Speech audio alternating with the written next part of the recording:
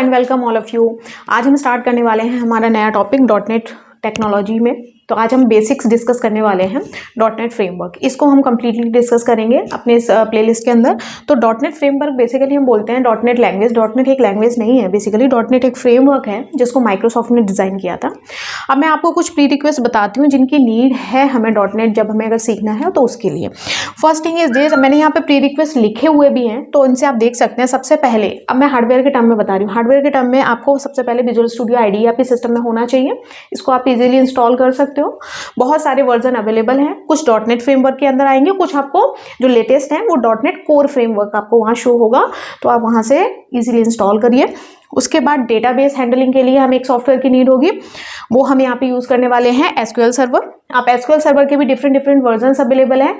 What ever you need according to आपके machine की जो कॉम्पेटिबिलिटी है उसके हिसाब से आप कोई सा भी एसक्यूएल सर्वर इंस्टॉल करिए। उसके बाद IIS वेब सर्वर की नीड होती है जहाँ पे हम होस्टिंग वगैरह का काम करेंगे, जहाँ हम अपने प्रोग्राम्स को रन कराएंगे। सर्वर भी चाहिए तो IIS सर्वर और ड्रीमवीयर बेसिकली एक सॉफ्टवेयर है। इसके जैसे और भी सॉफ्टवेयर अवेलेबल हैं, आप कोई सा भी यूज़ कर सकते हैं एडवांस डिज़ाइनिंग पर्पज से। इसमें आप इंडिविजुअल जाके डिज़ाइनिंग का टास्क परफॉर्म कर सकते हैं। ये सारे बहुत इजीली आपको डाउनलोड कर सकते हैं। आप अपनी मशीन की कॉम्पेटिबिलिटी चेक करिए, उसके अकॉर्डिंग इंस्टॉल करिए। Now I come with dot net framework क्या होता है और ये बाकी लैंग्वेजेस से डिफरेंट कैसे है। तो मैंने पहले भी बताया था डॉटनेट पहली बात तो लैंग्वेज नहीं है, डॉटनेट फ्रेमवर्क है। फ्रेमवर्क का मतलब होता है combination of more than one language.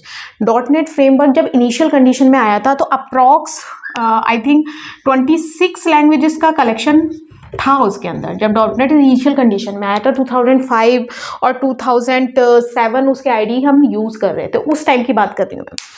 तो डॉटनेट फ्रेमवर्क के अंदर 26 लैंग्वेजेस का कलेक्शन था, जिसमें से जो यूजर जिस के साथ में कॉम्पिटेबल है, जो डेवलपर वो उसके साथ में वर्क कर सकता है। उस समय जब डॉटनेट केवल फ्रेमवर्क था तब भी हम डॉटनेट के अंदर डिफरेंट टाइप की एप्लीकेशन डेवलप कर सकते हैं। ये पावर थी डॉटनेट की। डॉटनेट फ्रेमवर्क में सबसे इनिशियल कंडीशन पे हम जिस टाइप की एप्लीकेशन डेवलप होती है वो होती है आपकी कंसोल एप्लीकेशन। कंसोल एप्लीकेशन से मतलब है आपके जो स्मॉल हम प्रोग्राम्स बनाते थे, जैसे C और C++ जब हमने पढ़ा था ना, तो हम जो छोटे से प्रोग्राम बनाते थे, वो सारे प्रोग्राम्स जो होते हैं वो कहाँ आते हैं, वो आते हैं कम्स अंडर एप्लीकेशन प्रोग्राम। जैसे हम C और C++ में डिजाइन करते थे, टर्बो C में जो आप बनाते थे। फिर उसके बाद डॉटनेट फ्रेमवर्क की हेल्प से हम डिजाइन कर पाते थे विंडो एप्लीकेशन। ठीक है, विंडो एप्लीकेशन के अंदर पता है कौन सी एप्लीकेशंस आती हैं, जो पर्टिकुलर क्लाइंट की नीड के हिसाब से डिजाइन की जाती हैं।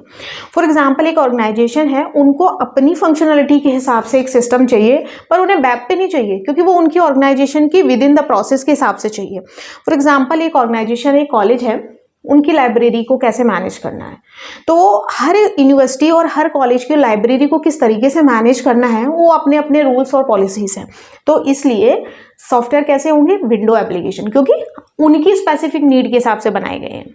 ठीक है, उसके बाद इसके अंदर हम डिजाइन कर सकते थे वेब एप्लीकेशन। वेब एप्लीकेशन जैसे आपको पता है वेब एप्लीकेशन कौन सी होती है, जो वर्ल्ड वाइड कहीं भी एक्सेस की जा सके, कॉमन टू ऑल। जैसे कि आप किसी भी यूनिवर्सिटी की वेबसाइट ओपन करिए, कॉलेज की, अपने कॉलेज की ओपन करिए, वो क्या होता है सभी के लिए कॉमन है, हर स्टूडेंट के लिए, है ना। जो वेब पे एग्जिस्ट करती हैं वो सारी वेब एप्लीकेशन हो गई। और इसके अंदर हम उस समय भी मोबाइल एप्लीकेशन डेवलप कर सकते थे, डिफरेंट उसके एंड्रॉयड एप्लीकेशन। तो ये डॉटनेट फ्रेमवर्क जब इनिशियल कंडीशन में आया था तब भी ये सारी फीचर्स प्रोवाइड कर रहा था, लेकिन धीरे धीरे जैसे जैसे इसके आईडी में एडवांसमेंट आता गया, चेंज आता गया, तो क्या हुआ, डॉटनेट फ्रेमवर्क जो है ना वो कन्वर्ट हो गया डॉटनेट कोर फ्रेमवर्क में। अब कोर फ्रेमवर्क में क्या ऐसा था जो सिंपल में नहीं था, इसके अंदर 26 लैंग्वेजेस थी। और जब हम कोर तक पहुंचे, जब बात आती है कोर उसके फ्रेमवर्क की, तो अप्रॉक्स 70 लैंग्वेज का कलेक्शन है। अब आप समझ सकते हैं कि 70 लैंग्वेजेस आपको एक सिंगल फ्रेमवर्क के अंदर मिल रही हैं, जिसमें आप ये एप्लीकेशन डेवलप करने के साथ cloud based application, AI based application, full stack कोई भी एप्लीकेशन डेवलप कर सकते हो। ये डॉटनेट फ्रेमवर्क की पावर है कि यहाँ पे आप जैसी चाहो वैसी एप्लीकेशन डेवलप कर सकते हो। ठीक है, यहाँ पे इतनी सारी लैंग्वेजेस का कॉम्बिनेशन है, जिस लैंग्वेज के साथ आप कॉम्पिटेबल हो आप उस लैंग्वेज को कंटिन्यू करो। ठीक है, उसके अलावा मैं बता देती हूँ, अगर आपको पढ़ना है डिटेल में, बहुत डिटेल में स्टडी भी करनी है, तो आप कुछ बुक्स को रेफर कर सकते हो। ये बुक्स हैं जो बहुत ही स्टार्टिंग बेसिक से आपको सारे कॉन्सेप्ट मिलेंगे, मैंने लिखी हुई है। रॉक्स पब्लिकेशन की बुक आती है, इसको आप प्रेफर कर सकते हो। इसमें बहुत ही इनिशियल, बहुत ही स्मूथ सिंपल लैंग्वेज में कंटेंट मिलेगा आपको। ए प्रेस पब्लिकेशन की बुक आती है, इसको भी आप हायर कर सकते हो, इसको भी आप यूज़ कर सकते हो अगर आपको डिटेल स्टडी करनी है। एक ब्लैक बुक आती है जिसका नाम भी ब्लैक बुक है और ब्लैक कलर का ही उसका कवर फ्रंट पेज होता है, तो आप उसको रेफर कर सकते हो, वहाँ से आप बहुत ही ईजिली कंटेंट अवेलेबल है।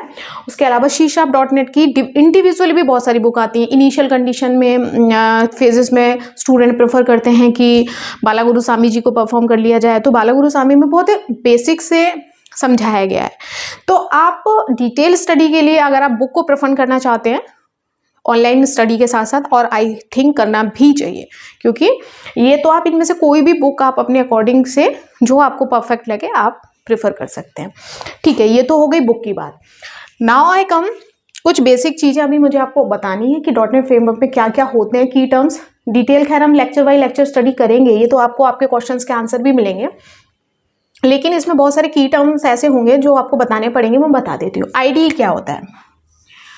इंटीग्रेटेड डेवलपमेंट इन्वायरमेंट, पता भी होगा आप सभी को, ठीक है। IDE का फुल फॉर्म क्या होता है? Integrated development environment. E for यहाँ पे होता है इन्वायरमेंट, है ना।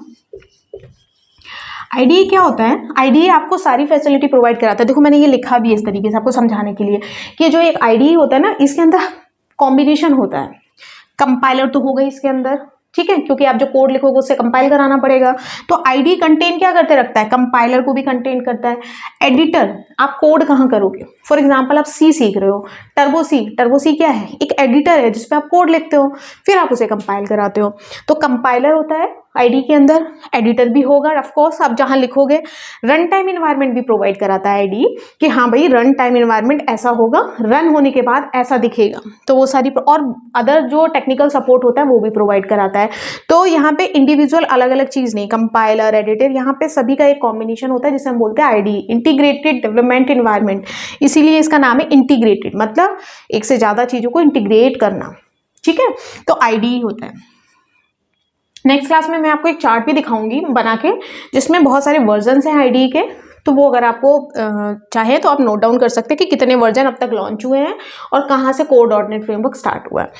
अब आती है बात, .NET फ्रेमवर्क जो है इसको डिज़ाइन किया था माइक्रोसॉफ्ट ने, और ये कब डिज़ाइन किया गया था? जब जावा जो था, जावा सभी जानते हैं कि जावा बहुत ही पॉपुलर लैंग्वेज है, प्लेटफॉर्म इंडिपेंडेंट भी है। तो जावा के उसमें क्या था कि जब जावा आया था तो जावा के कॉम्पिटेबिलिटी के लिए उस समय माइक्रोसॉफ्ट ने एक फ्रेमवर्क लॉन्च किया था .NET, जो जावा के साथ में कंपेयर करके वो सारी फैसिलिटी प्रोवाइड करा रहा था जो जावा कराता था, ठीक है। तो ये माइक्रोसॉफ्ट ने लॉन्च किया था, ये इसके बेसिक्स हैं। आप इसके अंदर कुछ बेसिक्स, लैंग्वेज कौन कौन सी होती है, हमने बहुत कॉमन सुना होगा, इस फ्रेमवर्क के अंदर हर टाइप की लैंग्वेज एग्जिस्ट करती है।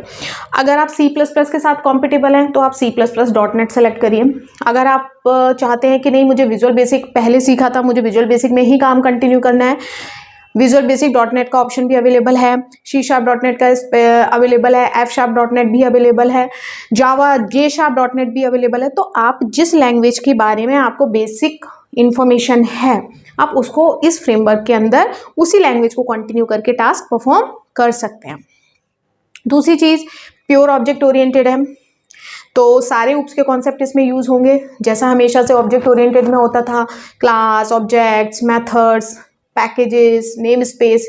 ये जो कीवर्ड मैं आपको बोल रही हूँ इंडिविजुअली 1 बाय 1 हम नेक्स्ट क्लास में डिस्कस करेंगे। नेम स्पेस क्या होता है, पैकेजेस क्या होते हैं, मेथड्स क्या होते हैं, क्लास क्या होती है, फंक्शंस क्या होते हैं, और सारे features of object oriented programming. क्योंकि ये प्योर ऑब्जेक्ट ओरिएंटेड प्रोग्रामिंग है, इसके मतलब ये ऑब्जेक्ट ओरिएंटेड प्रोग्रामिंग के हर फीचर्स को सपोर्ट करता है, चाहे वो इनहेरिटेंस हो, पॉलीमॉर्फिज्म हो, डेटा बाइंडिंग हो, जितने भी फीचर्स हैं सबको एक्सेस करता है, ठीक है। गार्बेज कलेक्शन की होती है, फैसिलिटी प्रोवाइड कराता है, जो वहाँ पे कौन करता था UPS में, कंस्ट्रक्टर। तो कल हम डिस्कस करेंगे इन सारे की टर्म को, CLR क्या होता है, CTC क्या होता है। तो बहुत सारे की टर्म्स हैं जो .NET फ्रेमवर्क में आगे स्टडी करने के लिए किसी पर्टिकुलर लैंग्वेज को चूज करें फिर उसको कंटिन्यू करें, उससे पहले इस फ्रेमवर्क के अंदर जितने भी टर्म्स एंड कंडीशंस हैं, जो कीवर्ड्स हैं, वो आपको पता होना चाहिए। तो नेक्स्ट लेक्चर में we will discuss all the keyword, all the key points जो कि रिक्वायर्ड हैं डॉटनेट फ्रेमवर्क को समझने के लिए, उनको हम डिस्कस करेंगे। आज का मोटिव सिर्फ ये था कि हम डॉटनेट फ्रेमवर्क स्टार्ट करने वाले हैं, तो ऑनलाइन लेक्चर्स के साथ साथ आप इन बुक्स को प्रेफर करिए। उसके साथ साथ आप कुछ जो रिक्वायर्ड हार्डवेयर डिटेल मैंने आपको समझा दी वो आप इंस्टॉल करके रेडी रखिए, और सबसे इंपॉर्टेंट ऊप्स के सारे बेसिक कॉन्सेप्ट को रिवाइज कर लीजिए या ब्रशअप कर लीजिए। अदरवाइज नेक्स्ट लेक्चर में मैं तो समझाऊंगी, अगर आप कर लेंगे तो बेटर समझ आएगा। तो thank you so much for watching us.